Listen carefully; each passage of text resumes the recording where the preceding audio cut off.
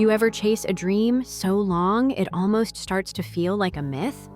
For me, that dream was simple. 4 walls that were mine, a door only I had the key to, and a place I could finally call home. And at 31, I finally made it happen. I bought my first apartment. It wasn't a palace, but it was all mine. And after everything I'd been through, that meant the world. My name's Layla, and to understand why buying this place was such a big deal, you'd have to understand where I came from. I grew up crammed into a tiny, roach-infested apartment in a run-down part of town. My parents, Marta and Gerald, never planned on having kids. I wasn't born out of love or longing. I was born because my mom's sisters wouldn't stop whispering about her being barren. In our culture, having a child is a ticket to being seen as respectable. So after 5 years of marriage and no babies, my parents finally gave in to pressure and had me. Not because they wanted me, because they wanted to be left alone. The result: a childhood where I always felt like a burden, an extra mouth they couldn't afford, a mistake they couldn't return. We never had much, and what little we did have went to my dad's vices, sports, betting, and scratch-offs. He worked at a recycling plant, barely making minimum wage. My mom. She bounced between jobs, but always found time and money to get her hair dyed or nails done, even when we couldn't afford a decent dinner. Essentials came last. Always. I never had a room of my own. Just a mattress in the corner of the living room where I'd lie awake listening to them fight, or worse, sit in cold silence. School wasn't an escape either. My uniforms were always a size too big or falling apart at the seams. I smelled like cheap detergent and shame, and kids can be cruel when you're different. One day in 3rd grade, I remember squinting so hard to see the chalkboard my head throbbed for hours. I needed glasses badly. I begged for weeks before my dad finally agreed to get me a cheap pair. The joy I felt when I put them on and could actually read the words on the board unmatched. That joy didn't last. A week later, some boys in my class thought it would be funny to stomp on them during recess. I went home with a bruised ego and broken frames. I didn't even bother telling my parents. That was the first time I realized no one was coming to save me. If I wanted anything, I'd have to get it myself. I worked my butt off in school, not because I loved learning, but because I believed it was the only ticket out. And when I landed a scholarship to a state university, my parents acted like they had won the lottery. "Our daughter's going to make us rich," my dad joked at a family barbecue. Everyone laughed, except me, because I knew he wasn't really joking. College was my escape, my first taste of freedom. I picked a school 3 states away, and once I got there, I ghosted home as much as I could. I stopped visiting for holidays. I avoided phone calls. I found part-time jobs to cover my expenses and lied about how broke I was so they wouldn't ask for money. But of course they found out. My cousin outed me during a family reunion I didn't even attend. That's when the guilt tripping began. "You think you're better than us now," my mom yelled over the phone one night. "After all we've done for you." All they'd done for me: starved me, neglected me, used me. But I kept quiet.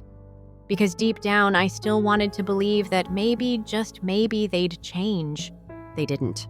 When I graduated and landed a job in Chicago, I didn't tell them. I packed up, changed my number, and disappeared.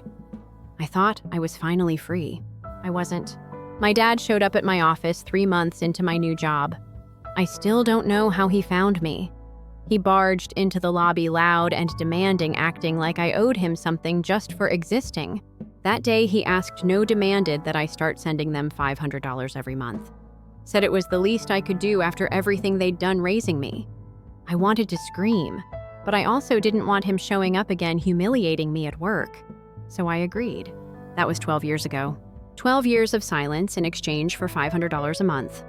Silence I gladly paid for. Until now. Because 2 weeks ago, I posted a picture online, just one of my new apartment. It had been a long time coming. I'd saved, sacrificed, skipped vacations, and eaten more ramen than I care to admit. But I did it. My sanctuary. My win. The post blew up among my friends. I got texts and DMs congratulating me. And then I got a call from my mom. "Why weren't we invited to your housewarming?" she hissed the second I picked up. I sighed. "Because sending you money every month is enough. I don't want you in my life." The silence that followed was the longest she'd ever given me. Then came the usual. "You're ungrateful. You think you're too good for us. No other daughter treats their parents like this." But this time she didn't hang up after her rant. This time she said, "Your dad is sick. He has cancer, pancreatic, diagnosed 2 months ago." I didn't know what to say. I didn't even know if I believed her. But even now, after everything, a part of me felt that old tug, that voice saying he's still your dad. And that's when everything changed. I didn't sleep that night. I just lay there staring at the ceiling, thinking about everything I thought I'd buried for good. Cancer. My dad had cancer. I kept rolling that word around in my head like a marble in a glass bottle. I didn't want to believe it, but I also couldn't fully dismiss it. My mom's voice hadn't been angry. It had been desperate. And for the first time in a long time, I heard something in her tone that sounded almost like fear. I couldn't ignore that. I didn't jump to help them, though. I needed time to think. I asked for medical reports, hospital letters, anything that proved they weren't lying. I expected silence. But the next day, she emailed me everything. Scans, blood work, a long PDF from some local clinic. And just like that, it became real. My father, the man who never hugged me, never once told me he loved me, who treated me like his personal retirement plan, was dying. And I had no idea how to feel. Sympathy wasn't instant. It was tangled in a web of old wounds. I hated what he'd done to me. But I couldn't bring myself to wish this on anyone. Not even him. That's the thing about trauma, it never makes the clean exit you want. It hides in corners. Then it shows up when you're finally living your life, dragging guilt behind it like a chain. After 2 days of soul searching, I did something I never thought I'd do. I offered them a visit, but on my terms. I arranged for them to travel to my city, paid for a hotel for 1 night, booked return tickets, told them they could come over for lunch, but they weren't staying with me. I needed distance. I needed boundaries. The day they arrived, I waited by my window, unsure how I'd even feel seeing them again. Then I saw them stepping out of the cab, older, thinner, not quite as loud. And my dad, he looked wrecked. Not the gruff, arrogant man I remembered. This version was pale, unsteady, and looked like he hadn't slept in weeks. We barely hugged.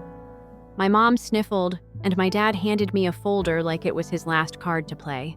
Inside were more medical records, chemotherapy schedules, a list of bills I couldn't even finish reading. I skimmed enough to know they weren't lying. He really was sick. I expected my dad to start demanding things, but he surprised me. He apologized, not dramatically, just a quiet, almost broken apology. Said he knew he'd failed me. Said he shouldn't have treated me the way he did. I wanted to believe him. I really did. But apologies don't erase years of emotional damage. Still, I nodded. Because maybe that's all we had left, nodding through what we couldn't fix. We had lunch in my kitchen. My mom kept commenting on the apartment, how big it was, how quiet, how pretty the floors were. It felt like she was mentally moving in. At one point, she even said she'd love to stay longer to explore the city. I shut that down immediately. Told her their hotel stay was 1 night only, and I expected them to be on that bus the next morning. She looked stunned, like it never occurred to her I might say no. My dad kept glancing around, absorbing the furniture, the framed photos, my bookshelf full of novels he probably never knew I loved. "You've really built a life here," he said, and I could tell he meant it. But then his eyes landed on the view from my balcony, and I felt it, the shift. The visit wasn't just about connection. It never was. After lunch, as I was walking them toward the door, my dad stopped. "I need to ask you something," he said, his voice suddenly firm. And I knew this was coming. I turned slowly. "What is it?" I asked. He pulled out the medical bills again, laid them on my counter like a dealer laying down cards. "We can't afford this. Your mother's income doesn't cover anything anymore. I lost my job after the diagnosis. We've tried, but there's no one else who can help." He looked at me like I was his last hope. I felt the air thicken. My mom added, "We wouldn't ask if it wasn't serious. You have this beautiful place. We know you're doing well. If you could just help with the treatment costs, even a little." I looked at her, then at him. Their eyes weren't cruel. They were pleading. But something in me tightened. I asked them a simple question. What happened to the $500 I've sent every month for 12 years? My mom flinched. We used it. For rent. Food. Travel, sometimes. Travel? The word echoed. Travel, I asked. She hesitated. We thought we deserved to see a little of the world while we still could. My blood turned cold. All those years I worked overtime, skipped trips, said no to vacations.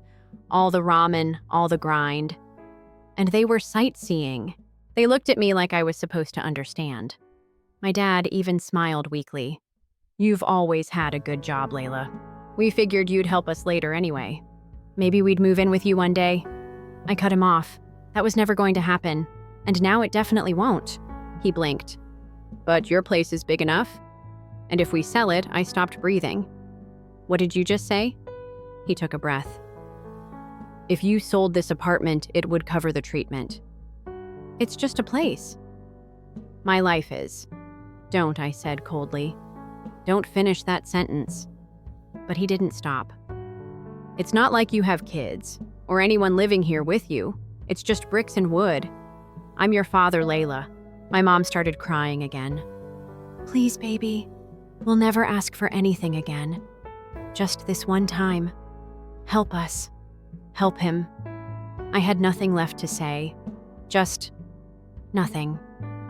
The entitlement in their voices was deafening. They believed that every part of my life, the one I built alone, was still theirs to claim. I stood quietly for a second. Then I said, "You'll leave tomorrow as planned. Don't come back. And don't ever suggest selling my home again." They tried to argue, but I raised my hand. "If you push this, I'll cut off the money too." That silenced them. We stood there in the kitchen I loved, surrounded by the quiet I earned. And in that stillness, I realized I didn't feel sorry. Not even a little. My dad's face fell and my mom just sobbed. They packed up and left without another word, but I knew this wasn't over. They left my apartment that day without another word, but the silence didn't mean surrender. It just meant they were planning their next move. I felt it. You don't grow up with people like that and not learn to spot when they're about to pull something. But I tried to believe they'd finally gotten the message, that the firm line I drew would hold. I went back to work. I caught up with friends. I pretended like things were normal. But every time my phone rang from an unknown number, I felt that twitch in my gut. 2 weeks passed. Just enough time for me to let my guard down. It was a Saturday morning, and I was in my kitchen making coffee and playing some music. The kind of lazy, peaceful weekend I'd always dreamed of. Until the doorbell rang. I wasn't expecting anyone. I checked the camera, and there they were. My parents, standing on my doorstep. Again, my stomach dropped. I didn't open the door right away. I stared through the screen, hoping maybe if I waited long enough, they'd leave. But my dad waved at the camera like he was visiting an old friend. My mom just looked tired. Not sick, not sad, just tired and stubborn. I cracked the door open enough to speak, but not invite them in. "What are you doing here?" I asked, voice low. My mom was the first to speak. We stayed behind. "We didn't take the bus," I blinked. "Why?" "Because this city, it's better," she said, looking around like she was admiring the skyline. "The hospitals here are more advanced. The doctors actually give us hope. We even visited a few clinics, spoke to specialists." My dad nodded. "They think there's a chance. If I start treatment here, there's time, but we need your help." "Of course, always with the need." I took a breath, steadying myself. "I told you no. You weren't supposed to be here." My dad stepped closer. "I know, but I'm dying, Layla, and I'm scared. I don't want to go back home and rot in that broken apartment while I waste away. I want to fight, and this is the place to do it." but we can't afford to stay here unless you help." He wasn't even being manipulative this time. He was just blunt. My mom added, "It won't be forever, just while he's getting treatment. We'll be out of your hair once it's over. Please just let us stay with you for a little while. Or help us find a place. Anything." My jaw clenched. I didn't even let them finish. "No, I told you. I'm not doing this." My mom's face fell. "Then we'll have to stay right here," she said softly. "We have nowhere else to go. If you won't let us in, we'll wait outside, for as long as it takes." That was it, the final push. They weren't asking anymore. They were cornering me, trying to force my hand the way they always had by turning up the pressure, showing up uninvited, making me look like the bad guy if I didn't cave. I didn't respond. I just closed the door. And for the first time in my life, I called the police on my own parents. It felt unreal. Like I was crossing some invisible line between loyalty and survival. But when the officers arrived and my parents refused to leave, I knew I'd done the right thing. They argued with the officers. My dad tried to play the dying man card. My mom cried, saying I was their only child and they were just asking for help. But the cops didn't care about emotional theatrics. They saw what it was: a harassment report. A woman in her home being pressured by people who wouldn't take no for an answer. Eventually, they were taken away. Not handcuffed, but removed. The neighbors watched, some with concern, others with curiosity. After they were gone, I stood by the window for a long time. Not because I felt guilty, but because it finally hit me. This was who they were. This was who they'd always been. And I had spent most of my life hoping they'd become something else. They weren't going to change. Not for me. Not even for themselves. That night, I sat with my boyfriend, Liam, and explained everything. Every ugly detail. From the early years to the money, the guilt, the visit, and now this. He listened, really listened. Then he said something that stuck with me. They don't want a relationship. They want a lifeline. And he was right. I wasn't their daughter in their eyes. I was an investment, a safety net, a backup plan. And I was finally cutting the cord. The next morning, I called a lawyer. Told him everything. We filed a restraining order that same week. I had the video footage from the door, the police report, the emails from my mom, the medical records. They all painted a clear picture. I wasn't abandoning sick parents. I was protecting myself from people who had spent decades using me. When the court granted the order, I felt something I hadn't felt in years: relief. Then came the second decision. I stopped sending them money. Cold, no warnings, no explanations. Just done. The payments that had been going out like clockwork every month canceled. I changed my bank info, blocked them everywhere. I told my relatives, the ones who had always played messenger, to stay out of it or get cut off too. I informed my boss just in case. He was understanding, professional about it. Said if they ever showed up at my office again, security would handle it. He even offered time off, but I didn't take it. I didn't want to give my parents another inch of my time. And still, a small part of me hated how it had all turned out. Because there's something sad about being forced to protect yourself from the very people who were supposed to protect you. But sadness isn't the same as regret. I didn't regret calling the cops, or cutting off the money, or drawing that final line. What I regretted was ever believing I owed them anything in the first place. That week, I changed the locks on my apartment, got a new phone number, unfollowed anyone on social media who still talked to them. I burned the bridge, poured cement over the ashes, and never looked back. For the first time in my life, I was completely free. But freedom doesn't always feel like fireworks and celebration. Sometimes it feels like silence, like peace, like walking into your apartment and really knowing that no one can take it away from you. Not through guilt, not through fear, not through blood ties or last names. They used to call me heartless, cold, ungrateful. Now I call myself healed. After I cut them off, I expected another storm. A tantrum, a threat, some dramatic retaliation. But the silence that followed was eerie, like the calm before something worse. I checked my emails every day, half expecting a cousin to send me a guilt-soaked message or a relative to try playing the peacekeeper. But nothing came. Days turned into weeks. Still nothing. It felt too quiet, and part of me couldn't decide if I should be grateful or cautious. Then it happened. I was walking home from work one evening carrying groceries, earbuds in, just enjoying the soft glow of city lights when I felt someone watching me. It's not something you see, it's something your body tells you. I turned, and there they were, my parents, sitting on the steps across from my building like it was completely normal. My breath caught. For a second, I stood frozen. Then instinct took over. I walked straight past them like they were strangers headed into my building and locked the door behind me. They didn't follow. They just sat there. But the message was loud and clear. They weren't done. I waited by the window, heart racing. Eventually, they left. I didn't call the police this time. I just called my lawyer. We filed an incident report and updated the restraining order. But more than that, I started preparing for the possibility that they wouldn't leave quietly again. I installed a camera outside my door, updated my security system, and talked to building management. Everyone was on alert. Still no confrontation came. Until the following weekend. It was early morning. I was cleaning the apartment windows open when the doorbell rang again. This time, they didn't try to look casual. My dad was in a wheelchair. My mom was holding a folder of documents. I didn't open the door. I spoke through the camera. "You're violating a court order," I said flatly. My mom stared into the lens like she could reach through it. "We're not here to fight," she said. "We just want to talk. One last time. Please, Layla, just listen." I didn't want to. Every part of me screamed not to. But against my better judgment, I opened the door a crack.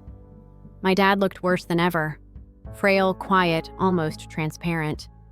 My mom's eyes were red. She didn't ask to come in. She just handed me the folder and said, "He won't make it much longer. I know what we've done, but you're all he has." I took the folder, closed the door, sat down on the floor and opened it. Inside were final stage documents, end-of-life care options, financial breakdowns, a hospice referral. It was all real. The weight of it sat heavy in my chest, and I hated it. I hated that they were pulling me back in with pain and tragedy. I hated that even now a part of me cared. I spent the rest of the day pacing. I didn't answer calls. I didn't leave the apartment. That night I cried. Not because I missed them, but because I was grieving the idea of who I used to hope they'd become.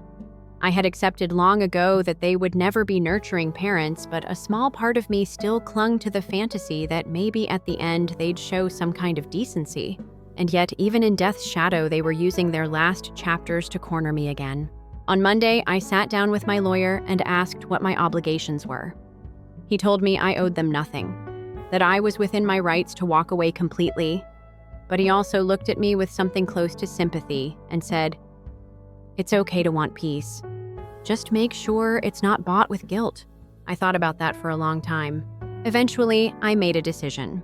I called the hospice center listed in the documents, confirmed the diagnosis, asked them if there was any charity assistance or government support available.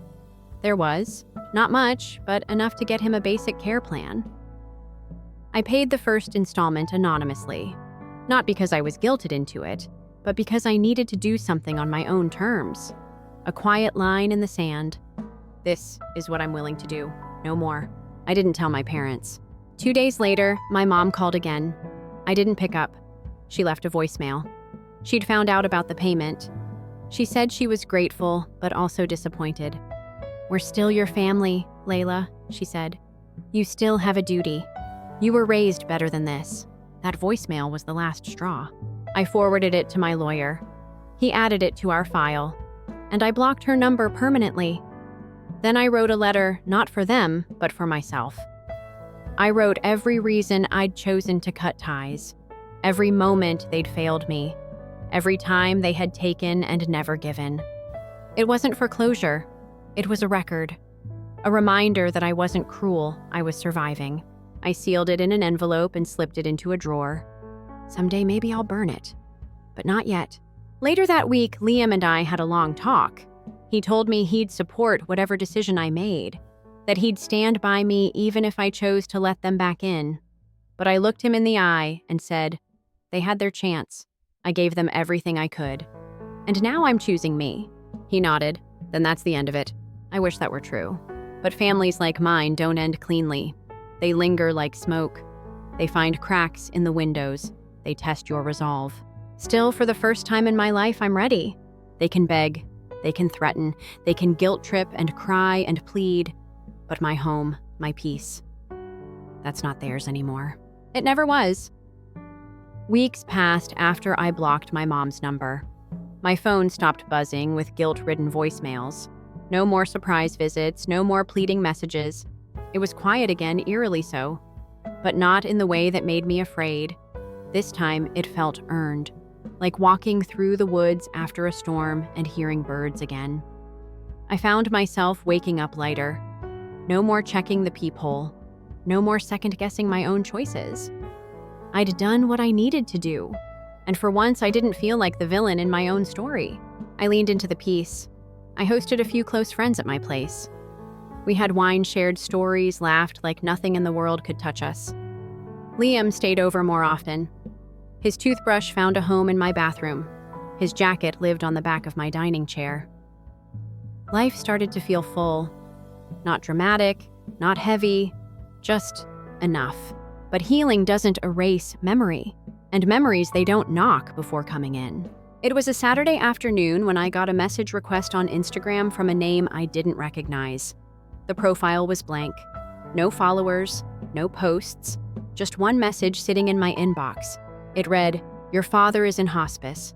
They say it won't be long. You should come. Just once. He's asking for you." I stared at the screen. I didn't move. I didn't blink. I just sat there, letting the words echo through my body like a bell in a hollow room. I didn't reply. I couldn't. I didn't even want to know who had sent it. Maybe it was my mom, maybe a nurse, maybe some cousin I hadn't spoken to in 10 years.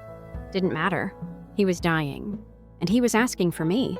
I closed my phone, tried to move on with my day, cleaned the kitchen, watered my plants, went for a walk.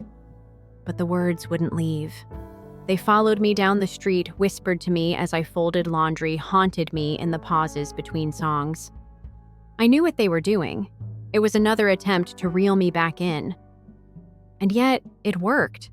Not because I believed in redemption, but because I believed in closure. That night, I told Liam.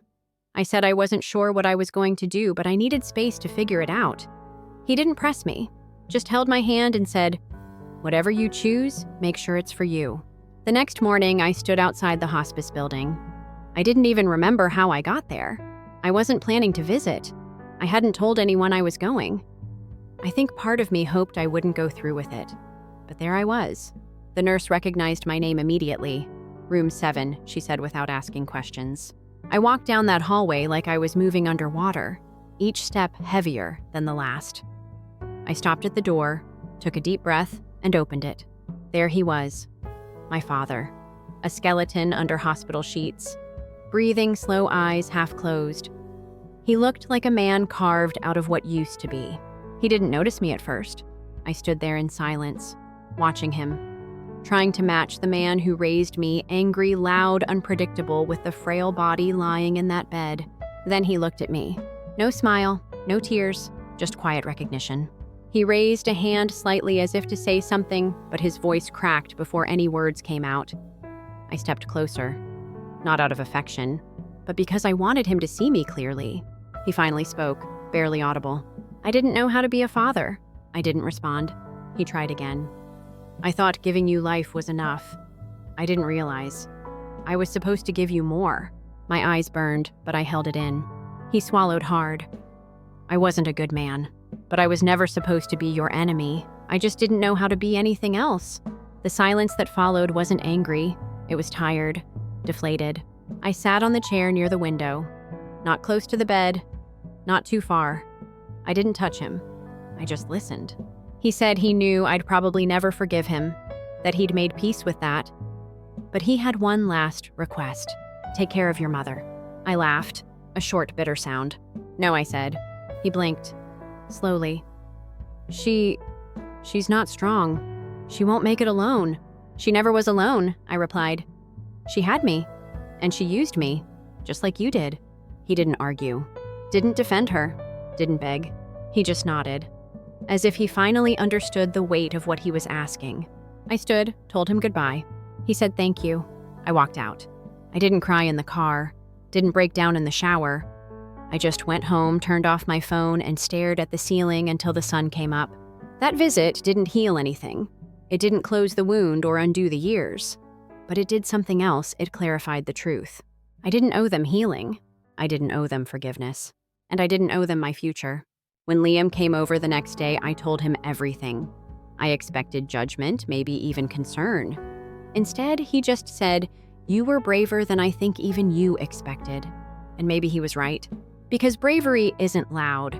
It's not about grand gestures or dramatic speeches.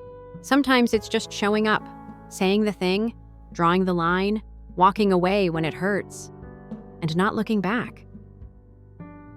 3 days after that visit, I got the call. My father had passed away in his sleep. No dramatic final words, no Hollywood-style exit, just silence. The kind he used to demand in our apartment growing up.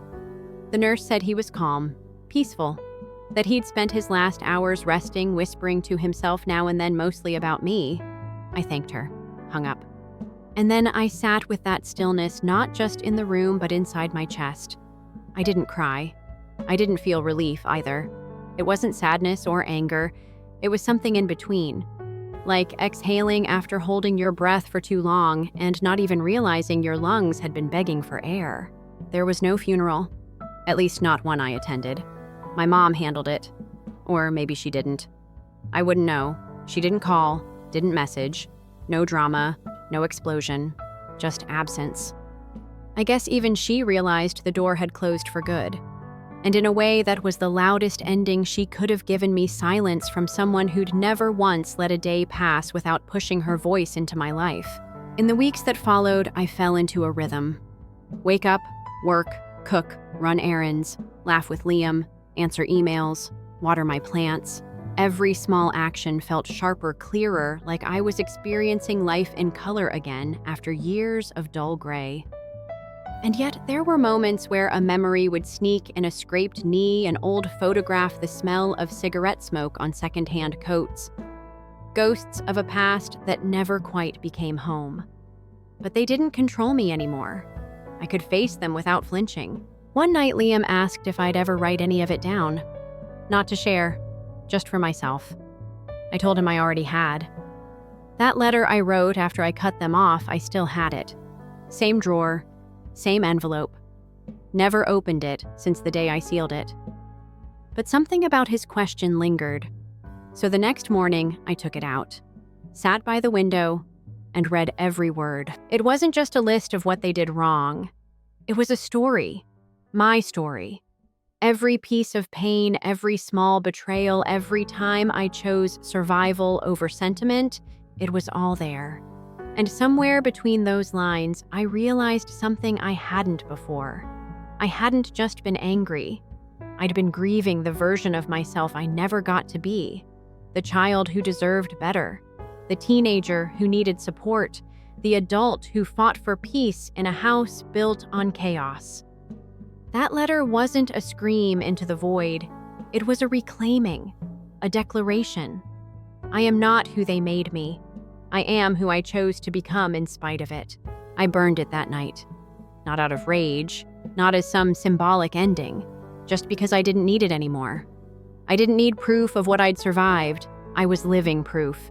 Every day in that apartment, every boundary I upheld, every time I said no and meant it. That was the evidence. Months passed. Seasons shifted. And slowly the story stopped feeling like something that defined me. It became a chapter, not a cage. Friends came over more often. We turned the living room into a space of laughter and warmth. Liam moved in officially. I gave him a key and we turned the spare room into his art studio. A place filled with color, light, and music, everything my childhood never had. On the anniversary of my father's death, I didn't mark it with candles or tears.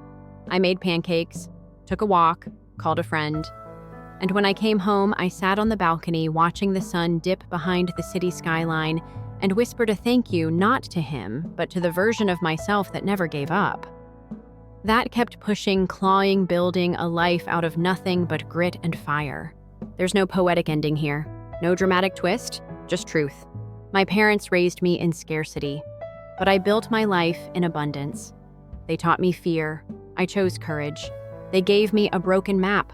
I made my own path. I don't believe in perfect healing. Some wounds stay with you like faded tattoos, but I believe in choosing yourself even when it feels wrong, especially when it feels wrong, because people will guilt you into sacrificing your peace. They'll wear your empathy down like an old coat, but you don't owe your happiness to those who never protected your spirit. I kept the apartment. Of course I did. It's mine. Every inch of it holds a piece of my story. The soft couch I cried into, the kitchen where I learned to cook without burning everything, the mirror that finally reflected someone I respected, and the door that no one walks through unless I open it. Maybe one day I'll tell this story to someone who needs to hear it. Maybe not. But if there's anyone reading this wondering if it's too cold to cut off family, too cruel to say no, too selfish to protect your peace, I want you to know it's not. It's brave, it's necessary, and it's yours to decide. That's the life I live now. Not loud, not flashy, just real, just mine. Story 2. My parents made fun of me during my brother's wedding, but they were unaware that I was the owner of the catering business they used. I thus ordered my employees to pack everything and leave the 300 guests without food. Building something for myself has always been a belief of mine, and when I began my catering business, I did just that. What started off as a little food truck during my undergraduate years grew into a full-service catering business that today employs more than 50 people and caters to upscale events around the greater Chicago region. I put a lot of effort into getting here. Sacrifices, restless nights, and unwavering resolve. I'm proud of what I've created, even if it took me over 10 years. This background is necessary to comprehend the events of my younger brother Mark's wedding, which last weekend descended into complete chaos. I haven't spoken to my family in almost 6 years to put things in perspective. My dad remarried to Jenny within a year after my mother died when I was 14. Jenny, my current stepmother, made it plain right away that she didn't want to be reminded of my mother. There was a lot of friction between us since my father, who was ready to move on, let her erase my mother's memories from our lives. Jenny grew close to my younger brother Mark, who was just 10 years old at the time. However, I found it difficult to tolerate her abrupt and domineering presence in our house. My father and I began to drift apart. Then, when I was working many part-time jobs to pay for education, the actual breaking point occurred. My father said I needed to learn responsibility. Therefore, he declined to provide me any financial assistance. In the meantime, he was paying for Mark's whole education at a pricey private institution. It was hard to overlook the contrast in treatment between us. While I was working to establish my catering business, Jenny, who was condescending toward me, never missed a chance to disparage my efforts. She frequently praised Mark's actual work in finance and compared to it as playing with a food truck. I seldom ever got in touch with them after college.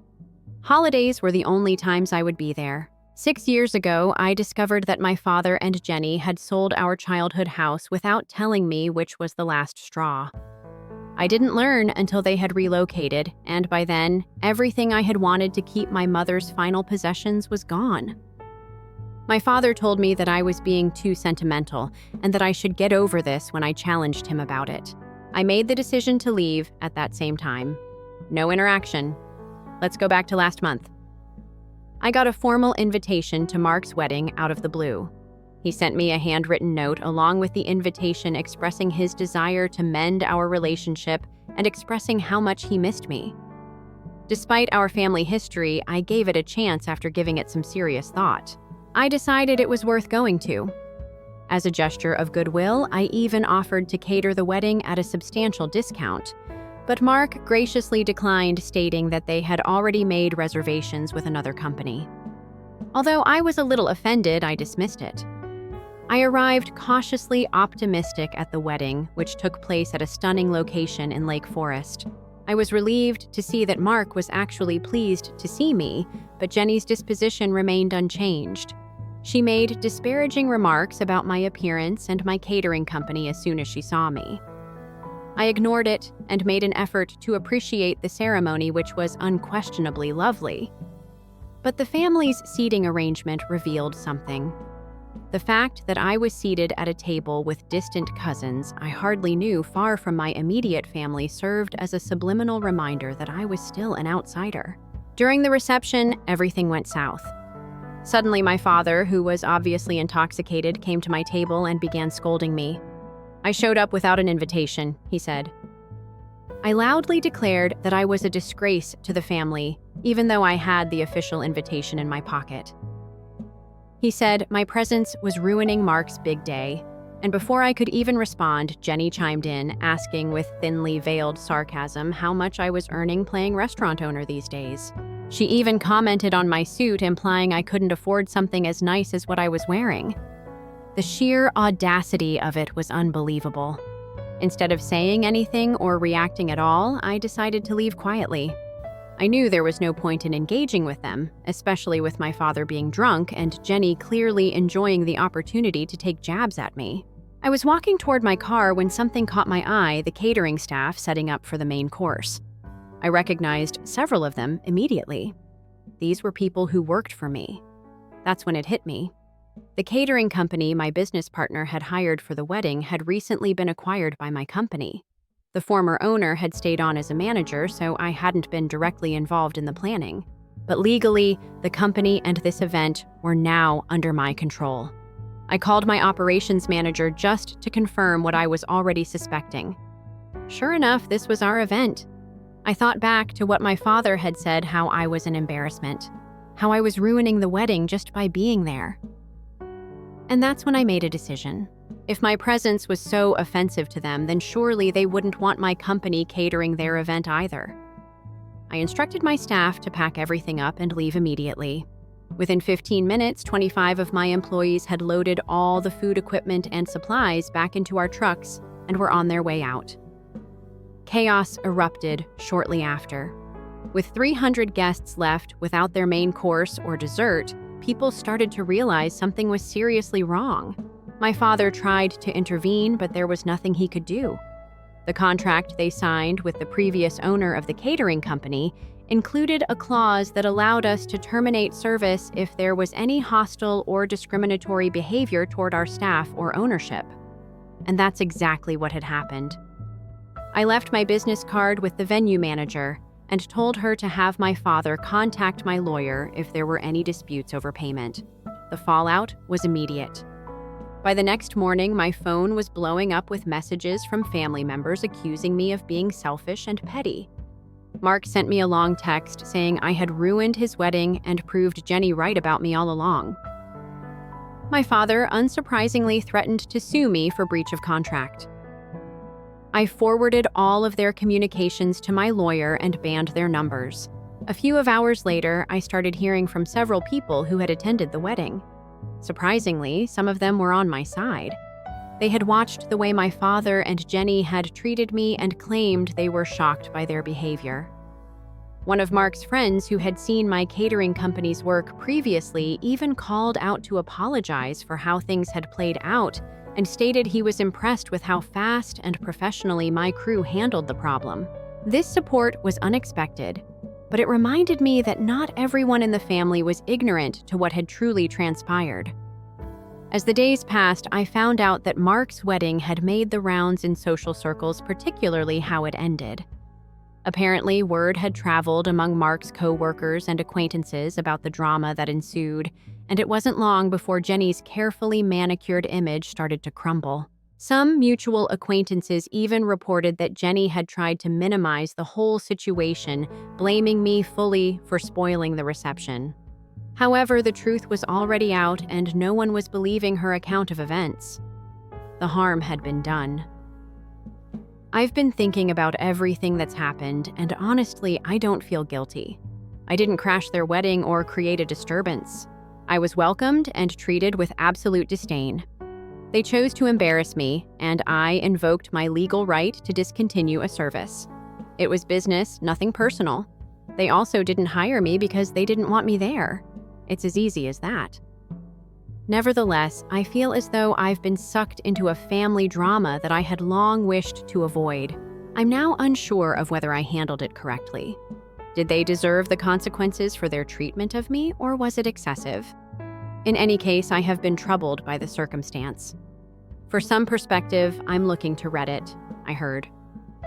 Or was what I did justified? First update, I want to thank everyone for their tremendous support. To be honest, I didn't think this tale would become so popular, but I appreciate all of the nice comments and insightful answers. Even though I've made an effort to reply to as many of the messages and comments as I can, the volume has been astounding. I sincerely appreciate all of your input, and many of your viewpoints have opened my eyes to new possibilities during this entire process. Many individuals have inquired about the legal aspects of the situation and if my father and Jenny actually intend to pursue legal action against me.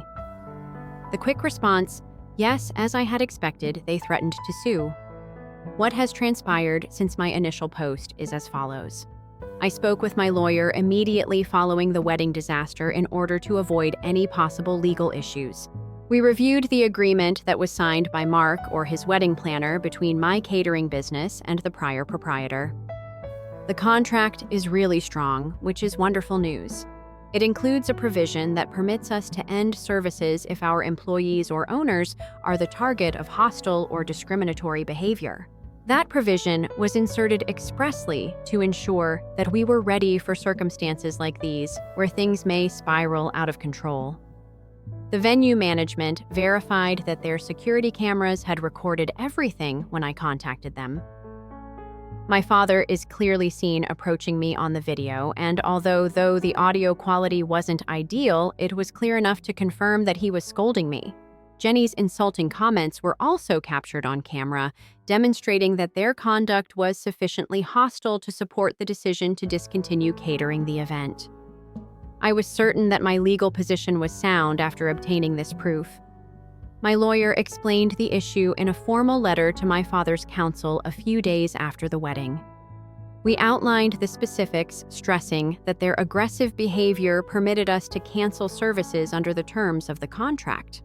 We also brought up the video proof and stated unequivocally that we would be happy to supply it if needed. I had believed that would be the end of it, but I obviously misjudged Jenny's capacity for obstinacy and retaliation.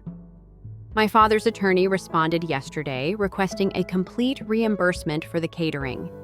Additionally, they threatened to sue me for damages, saying that I had destroyed the wedding and caused irreversible damage by canceling the catering. They wanted payment for both the catering and the disturbance it caused to the event as a whole.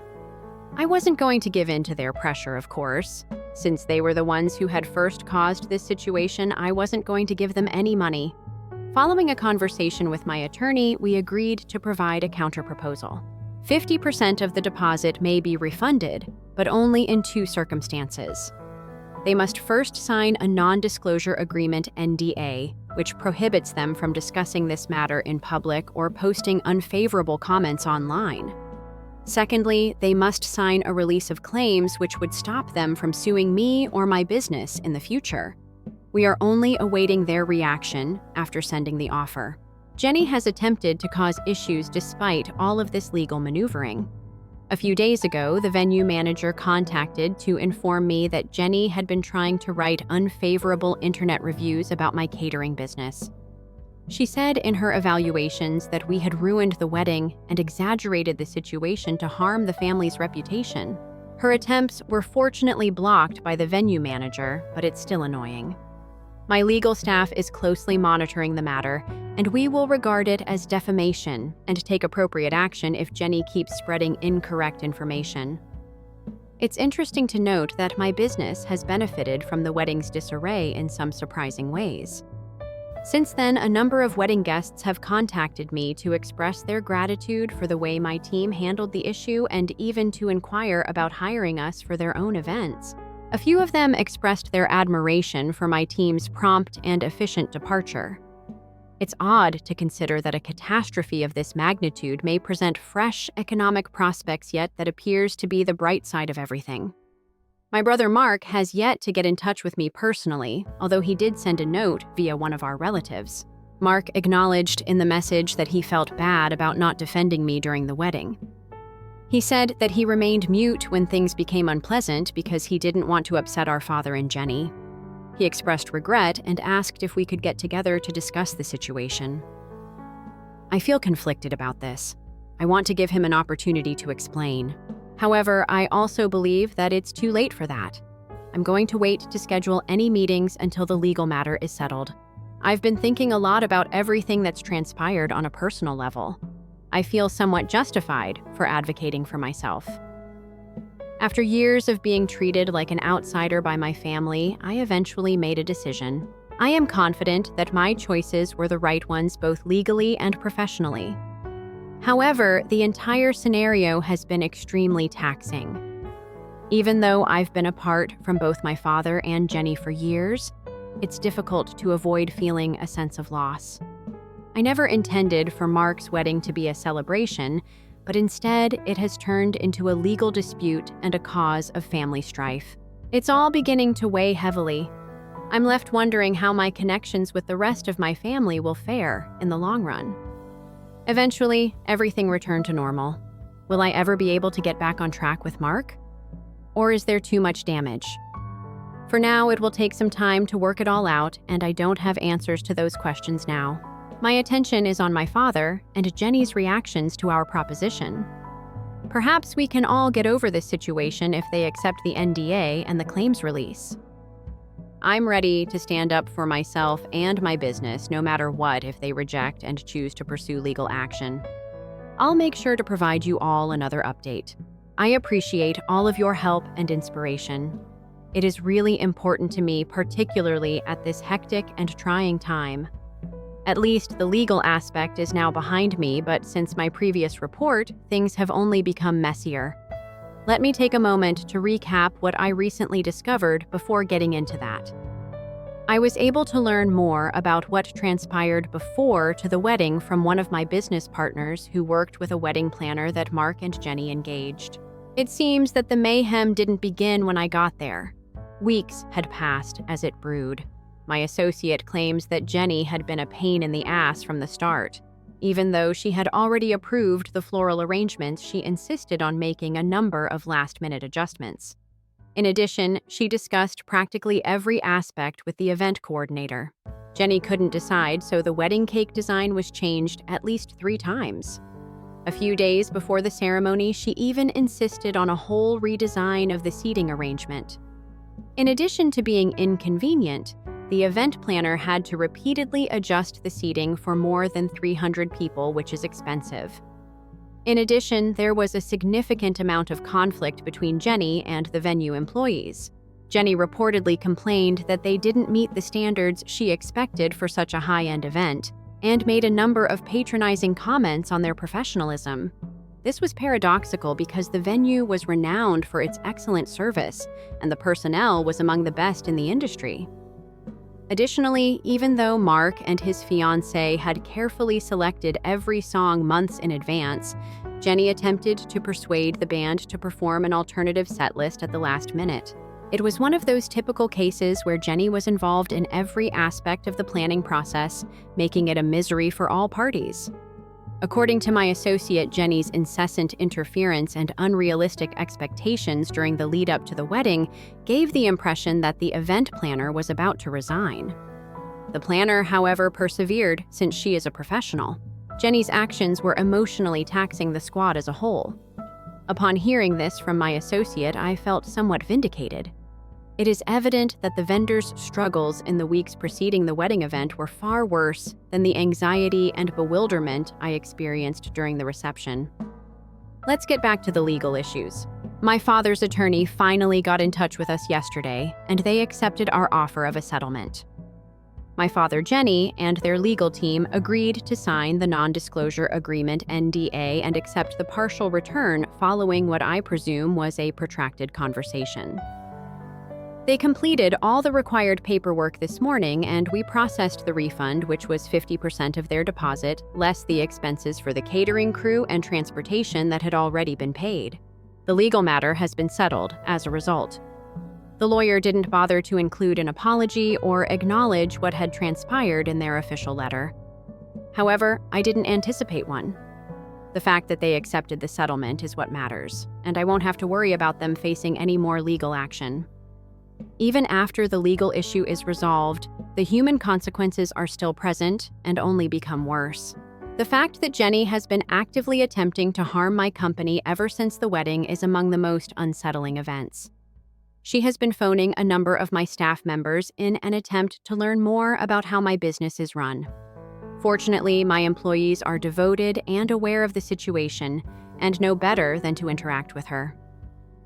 Every employee has been told to send all correspondence from my family to our legal department. However, it doesn't end there. Jenny has also been contacting some of my business associates on LinkedIn, disseminating untrue information about my personality and charging me with intentionally wrecking her son's wedding. Anger is one thing, but attempting to ruin someone else's livelihood is quite another.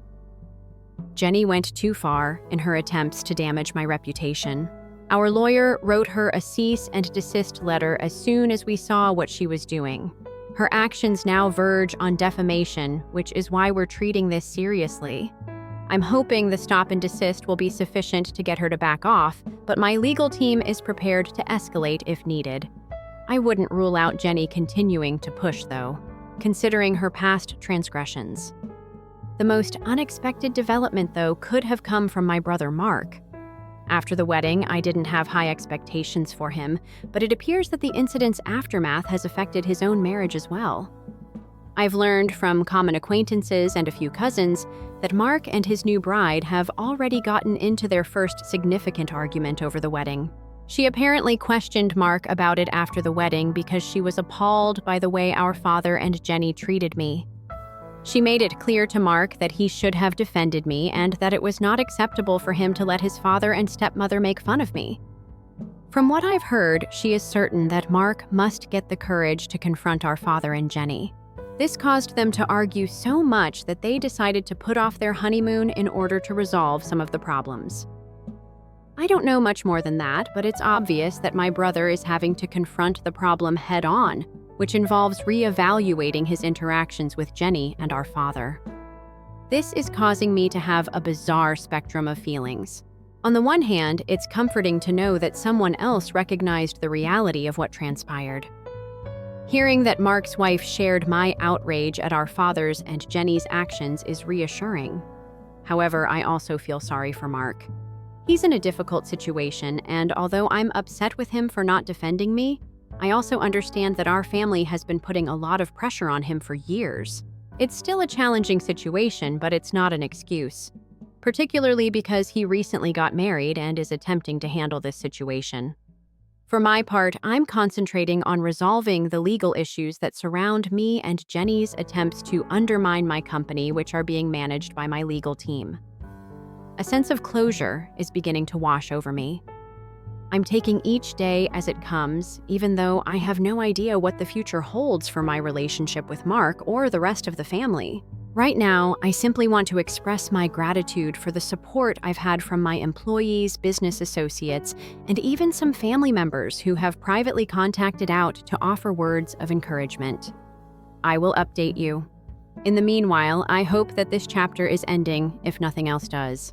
Once again, I appreciate all of your help. The third update. Hello, everyone. I hope things is fine with you all. Originally and foremost, I would want to thank everyone who has supported me, left comments, and messaged me since I originally published my experience. I want to discuss how things have changed and the surprising directions my life has taken since my previous post since the last week has been quite transforming. I had coffee with Mark yesterday. I wasn't sure whether I was prepared for this type of emotional encounter, but I thought it was essential. I believe we both knew the talk was coming for a while. After supporting Jenny's actions and our father's partiality for years, Mark finally broke down and expressed regret. I could see how much he was carrying on his shoulders, and he was clearly disturbed. Even though I've always known Mark loved me, it was a big step to hear him acknowledge that he had allowed Jenny to control our family dynamics. Mark disclosed that Jenny had been using money manipulation to dominate their family dynamics for years. He revealed that she persuaded our father to transfer the majority of their assets, including a portion of Mark's condo, to her name. Mark was caught off guard because he had no idea this was happening. It clarified a great deal of their conflict. He was annoyed that he had been living under this guise, thinking he had some influence over his life, but Jenny was really in charge of everything. He is working with a financial advisor to reclaim his independence now that he is aware of it. I was pleased that he had taken this action. It demonstrated that he was prepared to alter his life. Mark also shared with me a breakthrough he had with his wife during our coffee date. Later that day, she got in touch with me personally to tell me some wonderful news. They are attending a couples therapy session.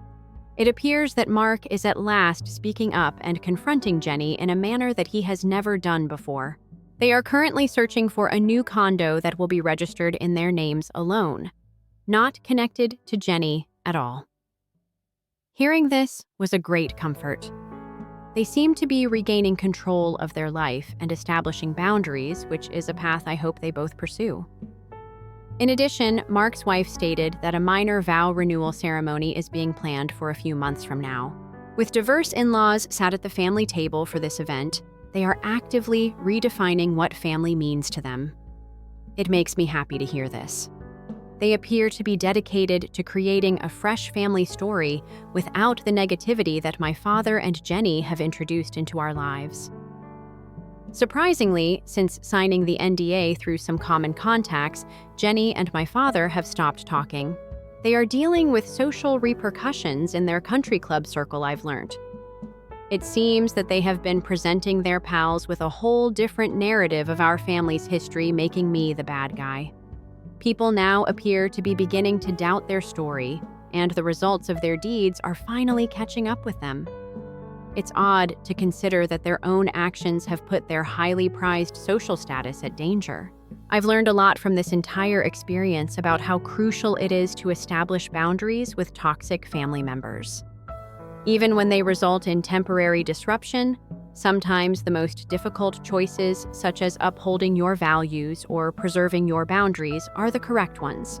I've discovered that in spite of the criticism, sticking to my principles has resulted in unanticipated development and reconciliation in other relationships. I appreciate the support from the community.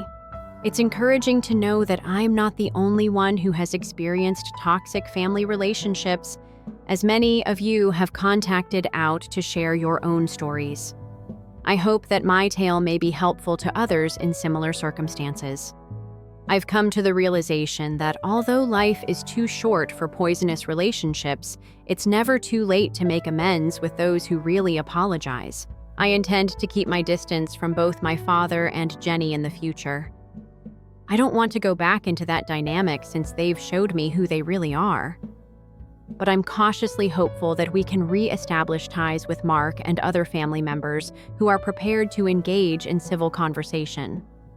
Since Mark is now conscious of the need for better boundaries, I believe there is an opportunity for us to get back in touch. As for my business, it's doing better than I thought it would. Following the wedding incident, a number of prospective clients contacted me because they were impressed with the way my team handled the matter. They valued our ability to remain professional in the face of pandemonium. In fact, our standing in the neighborhood has improved, and as a result, we're seeing an increase in reservations. Knowing that my years of hard work are paying off and that I'm getting credit for my commitment to my firm makes me feel good. In order to talk about the situation, I also made time to meet with my staff.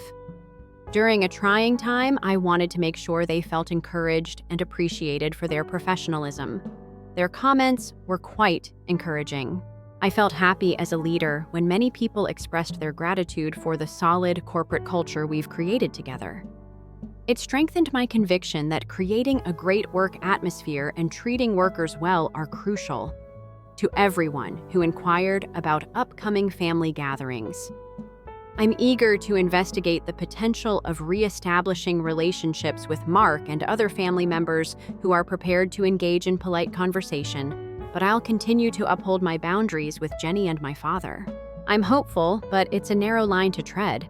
I want to concentrate on the healthy relationships that make me happy and provide me with support since life is too short to be in poisonous ones.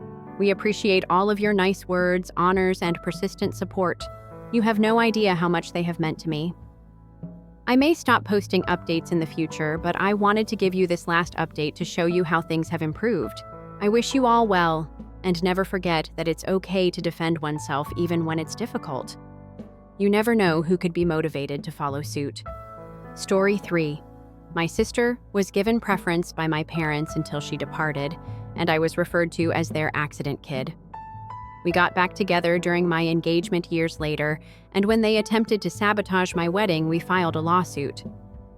I'm looking for guidance since I'm in a messy position with my parents. To keep things clear, I start by providing some background information on what transpired. I am the youngest of 4 children in a rich household, which also includes my mother, father, and elder sister Megan, 35. I am 26 years old. Finances have never been a problem because both of my parents have been running a reputable family company. My parents treated me like one for the most part since they were already successful in business, and my birth was an accident, which explains why Megan and I are so different in age. They wanted their kids to be as hardworking and accomplished as they were. Their unusual child Megan has always been exceptional in whatever she attempts. In contrast, I have been a typical Joe who excels in most things, but falls short of Megan because of our different ages. Megan didn't make an attempt to be there for me, and I haven't been involved in the most of her life. Nothing was wrong with us. It was only that neither of us had tried to bridge the gap. I remained distant since I had been accustomed to my family's ignorance and partiality toward Megan. As long as they wouldn't hear about it from anybody else, my parents didn't give a damn about how I was. So at the expense of my freedom, I made careful to remain out of trouble. Megan had graduated from high school and attended a highly regarded university when I was in primary school. My parents' whole emphasis moved to me once she left, as if I were their new project. However, their attempts to engage with me quickly became their attempts to nag me into spending time with them since I had developed a pattern of avoiding closeness. All of this really irritated me, but since I had no other choice, I chose to ignore it and spend the required amount of time with them each day.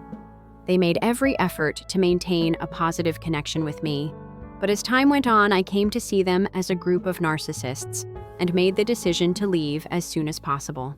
Megan had graduated by this point and was employed by a tech business. At work, she met her then-boyfriend Mark, who happened to be her supervisor. My folks were thrilled when they learned about Megan's connection, believing that Mark must also come from a wealthy family for such a lofty position. However, they discovered upon meeting him that he lacked the wealth to settle the dispute. Though not as affluent as our family, he too hailed from a privileged background. Their reputation was somehow damaged by this, and when Megan refused to leave him, they began to ask her to do so. They shifted their strategy and proceeded to speak with Mark on how courageous he was to agree to Megan's eventual childlessness. Since she began dating, Megan had been adamant about not having children, and my parents were right when they said that Mark was unaware of this. This information surprised Mark, and he promptly ended his relationship with Megan as he had anticipated.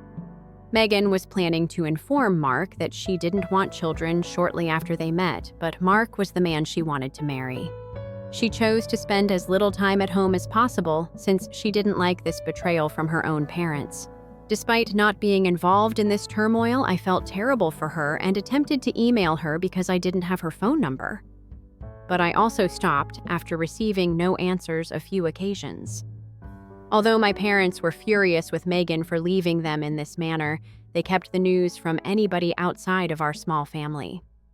By this point, I was also about to graduate from high school, and I had made the decision to leave as soon as possible, just like Megan. I was financially independent as soon as I finished school, since I had studied hard and received a scholarship to my favorite institution, which was 2 hours away from my hometown.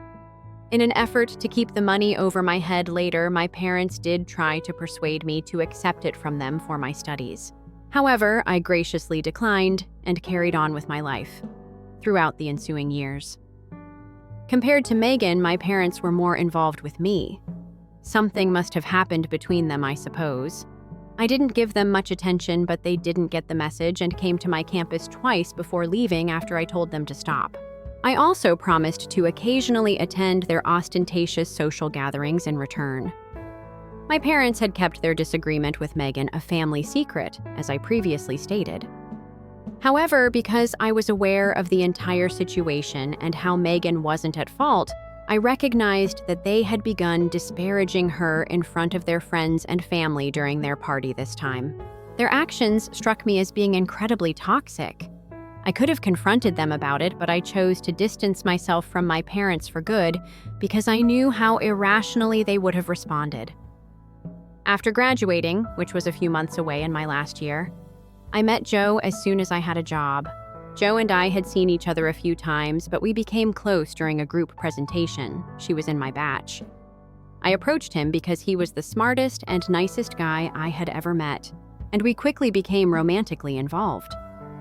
As I learned more about him, I discovered that he had spent his entire life in foster care after his parents abandoned him. Because his grandmother left him college funds in her will, he was able to attend college despite working incredibly hard and taking on part-time jobs while in school. He had been placed with one of the best packages during our final year placements and was incredibly intelligent. We made the decision to live together after I got a job in the same area as him. I saw it as a win-win situation because the city we were moving to was so far from my hometown. I had a very high chance of running into Megan because we lived in the same city. However, I chose not to tell her about my move because she had avoided me for so long. I knew how curious my parents would be if they found out that Joe was my boyfriend, so I introduced him as a friend and told them about the job at my graduation ceremony. My parents weren't pleased that I had moved so far away, but it was obvious from my speech that I didn't really care what they thought of it. They acknowledged that in all honesty, they wouldn't have given a damn if Megan had remained in her life. But with her gone, their accidental child, was their only hope, and so they complied without much discussion. The next few years were good, with Joe being an absolute delight, and I knew he was the man I wanted to spend the rest of my life with. I did talk to my parents on the phone occasionally, and they had started pestering me to find a guy to get married to because otherwise they wished to set me up with one of our family friends' son. I still hadn't told them about Joe and me because I very clearly remembered what had gone down with Megan and Mark and didn't want the same fate for myself. Joe proposed to me soon after. We were both 25 and I obviously accepted. He knew every nitty-gritty of my dynamic with my family, so I was surprised when he wanted me to tell my parents about our engagement. I told him it was best if we eloped and had a reception for his friends and family, as I was fine with not having my side of the family involved, being the kind man he is. Joe suggested that we tell my parents about it, giving them the benefit of the doubt that because they had been good to me during the past years, they might have moved on from their class-related prejudices and would accept our relationship. I knew very well how this would go down, but for Joe's sake, I decided to give it a shot. We had plans to visit my hometown a month after my engagement, and unexpectedly, a week prior to that. Both Joe and I ran into Megan, which hadn't happened once in the 3 years I lived there. We were surprised to see each other and honestly didn't know how to react, but Joe broke the awkwardness by introducing himself to Megan. Once she was able to take everything in, she immediately hugged me and asked us if we wanted to go out for lunch with her. We were running errands, and so we said yes.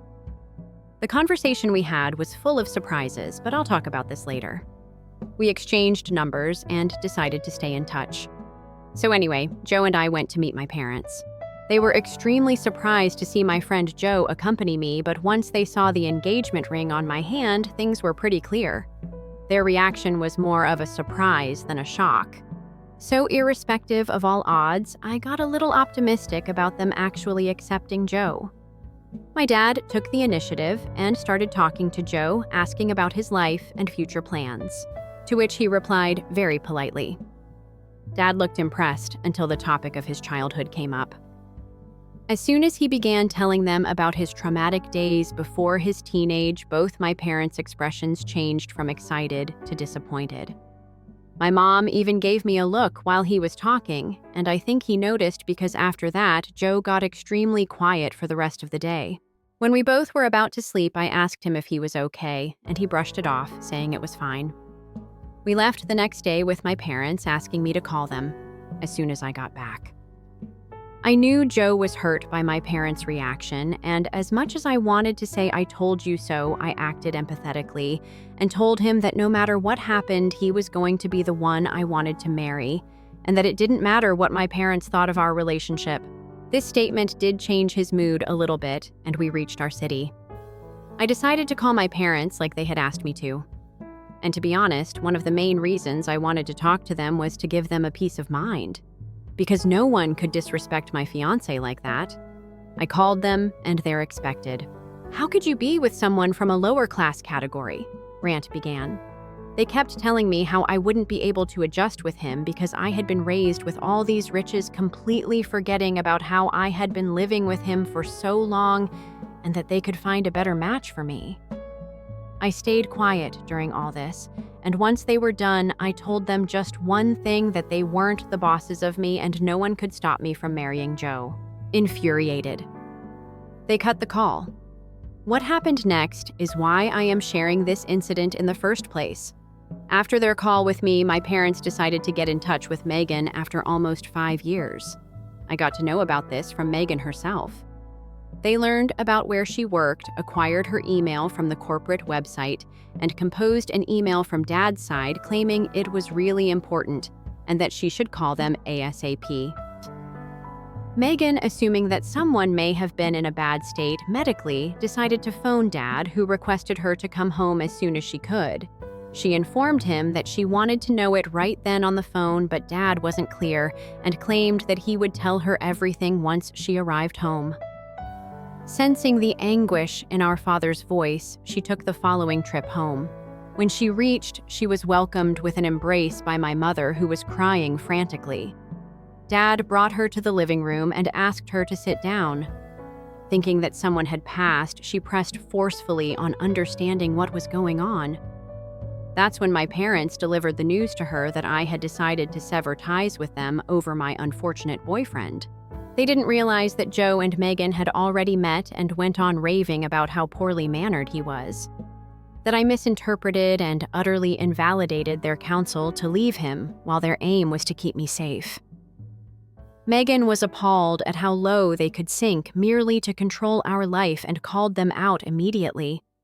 Confused about why Megan wasn't siding with them, they asked her what was wrong, and she told them everything about how she knew it was them that broke her and Mark. For perspective, the day Megan and I met, I got to know that she hadn't been in a relationship since her breakup with Mark. I sympathized and informed her that it wasn't proper of Mom and Dad to bring up her wish to be childless in front of Mark. She informed me that she had no clue that Mom and Dad had begun the conversation and had imagined that Mark brought up something about children, and our parents replied honestly. Megan was quite furious but had moved on in life to discuss this matter. But now, when our parents were attempting to do the same thing with me, she decided to show them what was up. My parents instantly became silent when Megan began talking because they realized their crocodile tears were no longer effective. She talked about all our parents had done to manage our childhood for approximately an hour.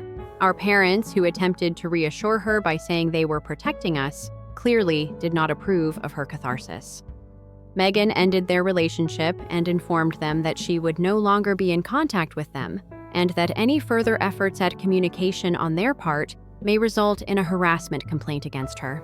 It was a bit too late, but my parents did everything they could to persuade her to keep in touch with them. When she got home, Megan called to tell me everything that had happened. She also told me to be on guard since my parents were going to start chasing me. I'll be seeing her this weekend and thanked her. She was entirely correct because shortly after I helped them mend their relationship with Megan and asked for forgiveness, I received a call from Mom. I informed them that Megan had chosen to cut them off due to their persistent manipulation and that I would not be cleaning up their mess. Lastly, and permanently. Mom became very upset and unintentionally accused me of starting the commotion, claiming that I had demonstrated that I was an accident. I instantly ended the conversation and blocked her since it brought back a lot of memories from my early years. She must have recognized the heinousness of that attack because I received many missed calls and texts from Dad pleading for forgiveness for whatever had transpired and requesting a face-to-face meeting to resolve the matter. To be honest, I'm over their phony facade in order to save face in front of their affluent society and have a family. I was in a quite foul attitude and didn't reply to him the entire day. And I've been thinking about what my mother said about it being my fault ever since. Am I being a jerk for telling Megan that my parents were involved in ending her relationship and that she was formally no longer in contact with them? One update. Hello. We appreciate everyone's tremendous response to the initial post. I genuinely appreciate all of the advice offered, and I didn't think it would reach this many people. As I previously stated, I was somewhat depressed following the talk with my mother. Joe recognized this and subsequently took me out to supper. I am writing this post 2 days later. He helped me realize that there was no value in clinging to my mother's words because she had shown herself to be erratic throughout the years. In addition, he expressed regret to me for not hearing me out earlier and for insisting on seeing my parents. I assured him that was all right. I told him that he would always be my top concern and thanked him for taking time off to handle my predicament. I met Megan the next day and spoke with her for a while. We connected because our parents had always treated us like props for the performance. She was just as furious as I was when she told me what my parents had said about Joe. It wasn't worth talking to them about this, so I ignored it. When I asked her if she stopped communicating with them as a result of what I had told her, she said that she had given it some serious thought. It wasn't as though they had communicated in recent years. The fact that they phoned her for their dogs was the final straw for her. Our reputation would suffer, and we didn't even take into account the likelihood that she was preoccupied with her personal affairs. She came to the realization that they just cared about having someone to spend out with whenever it was convenient for them, not about her or me. I accepted what she said, and I kind of subconsciously decided that I would also be permanently severing my ties with my parents. Since I reside in a different location, Megan and I agreed to make these discussions a regular occurrence because we clicked so well. Fortunately, I've avoided the rumors that must have circulated following Megan's arguments with our parents. They haven't contacted me by phone or text yet. They appear to have made the decision to stop communicating with me permanently, and I genuinely hope that continues. The second update. Since the last update, a lot has happened. I'll go into great depth. This update comes 1 month after the prior one. After speaking with Megan, I discussed our wedding with Joe and came to the conclusion that I only wanted a wedding if I could avoid the upheaval in my family. Thus, we agreed that I would not extend an invitation to my parents. I would also be making it obvious that I didn't want to communicate with them by not asking them to the wedding. It all made perfect sense because I hadn't received any calls from them yet. As a save the date for our close friends and family, we announced our wedding on Facebook. They blocked my parents.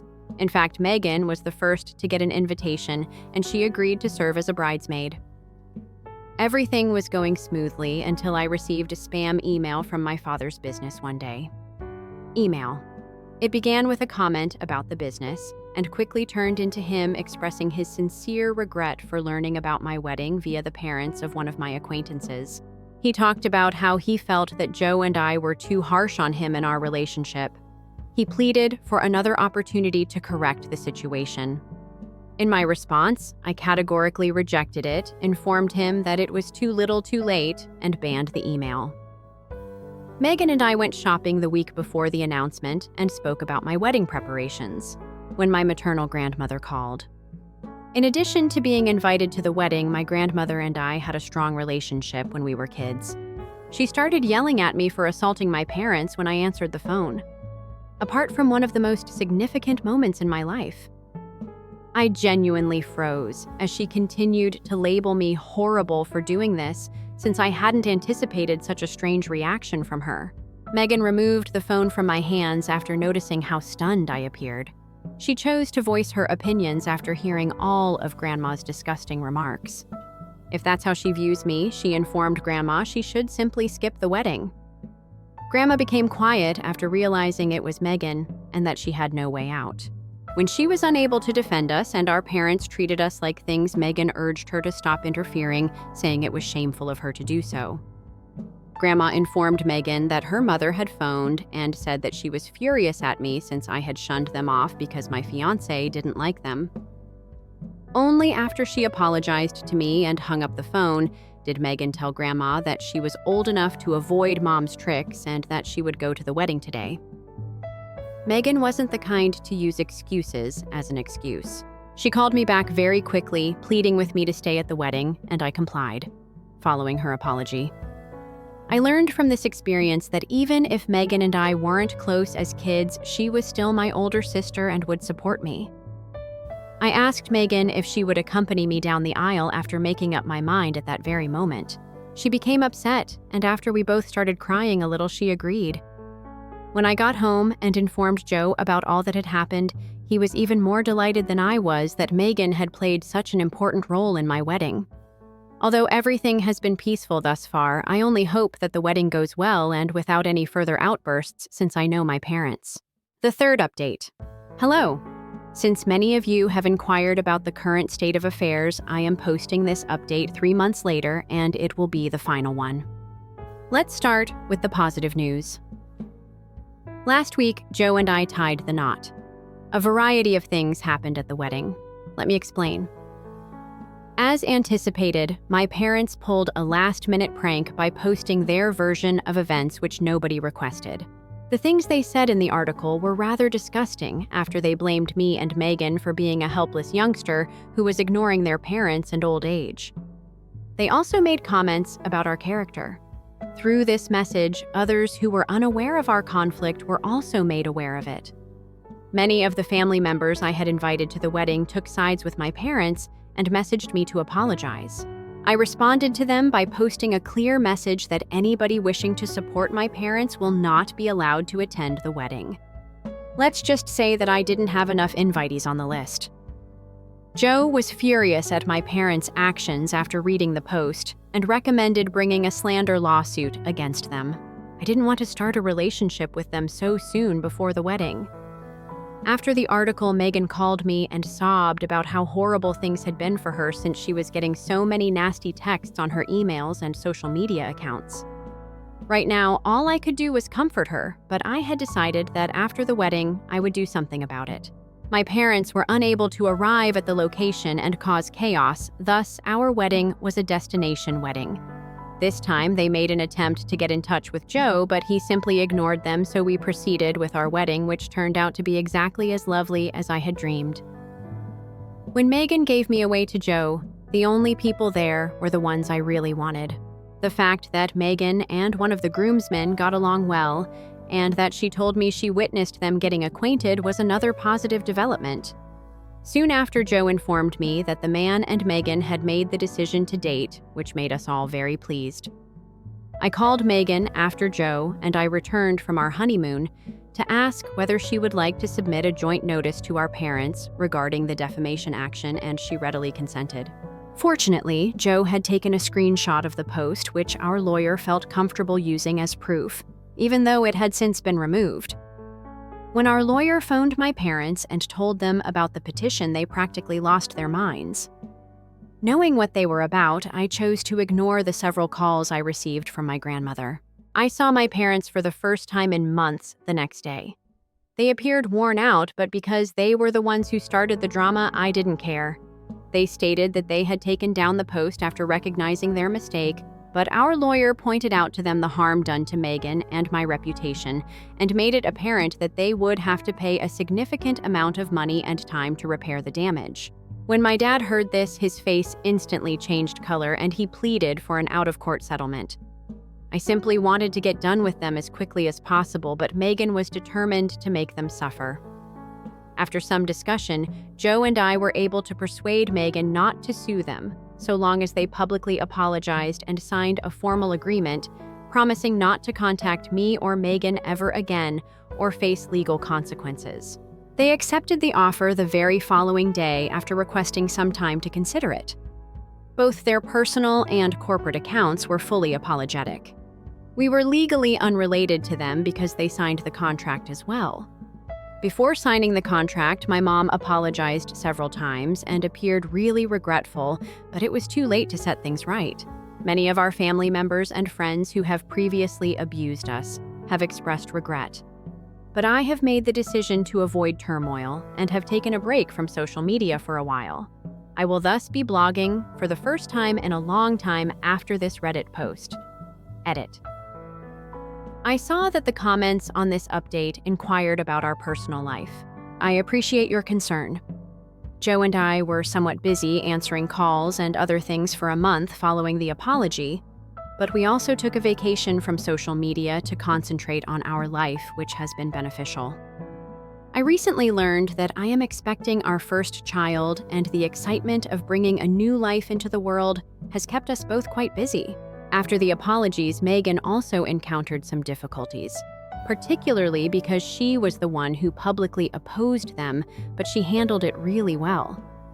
Additionally, she and Joe's groomsmen, whom she liked, have been dating steadily for the past 2 months. She has been going wild ever since I told her I was pregnant. The positive sort, over the possibility of being an aunt if all goes according to plan. She will shortly become engaged to her lover. As stated in the contract, my parents have been gone and I haven't been interested enough to find out where they are. My grandma stated that my mom would be going to therapy following whatever occurred when I visited her the week before, but I dismissed her comment and she understood. Considering everything I had to endure as a youngster and how my relationship with Megan was jeopardized due to my parents, I can see why some commenters have previously suggested that severing ties with my parents could have been too severe. I was unable of accepting and forgiving them. Following a mediocre apology. Drop your story in the comments. And if you've ever been underestimated, hit that like button and subscribe. We see you, and we've got more stories like this coming every week. Thanks for watching.